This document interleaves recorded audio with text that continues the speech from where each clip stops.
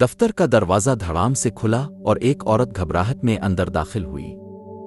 اس کے چہرے پر تناؤ اور خوف صاف جھلک رہا تھا۔ عین اسی وقت اس کی لیڈی باس سامنے سے گزری اور سخت لہجے میں بولی، امیلیا تم 30 منٹ لیٹ ہو۔ امیلیا کانپتی ہوئی آواز میں بولی، میڈم پلیز کیا میں آپ کا فون استعمال کر سکتی ہوں؟ لیڈی باس نے فکر مندی سے اسے دیکھا۔ ضرور، سب خیریت ہے نا؟ امیلیا نے لرزتی آواز میں جواب دیا۔ میڈم میرا پرس ٹیکسی میں رہ گیا ہے، میرا فون اور ساری رقم اسی میں تھی۔ لیڈی باس نے فوراً فون دیا۔ امیلیا نے تیزی سے نمبر ملایا۔ دوسری طرف ایک آواز سنائی دی، ہیلو میں جان ہوں ٹیکسی ڈرائیور۔ امیلیا نے سانس روکتے ہوئے کہا، یہ میرا فون ہے جو آپ کی گاڑی میں رہ گیا، پلیز واپس لے آئیں، میں آپ کو $300 انعام دوں گی۔ چند منٹوں میں ڈرائیور بیگ لے آیا۔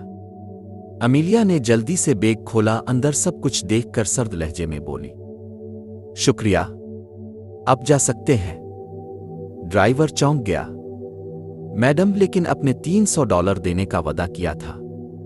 امیلیا نے فوراً جھٹک کر کہا، کیا؟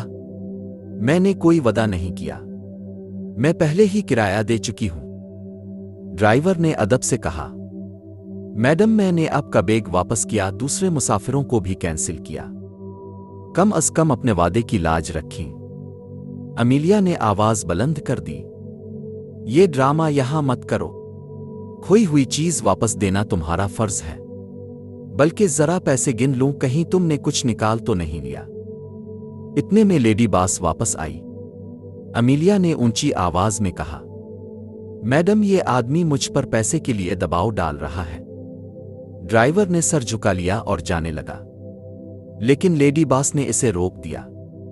وہ ٹھنڈے لہجے میں امیلیا کی طرف مڑی اور بولی، امیلیا آج تم 30 منٹ لیٹ آئی ہو، اس کی پینلٹی $500 ہے، ابھی ادا کرو۔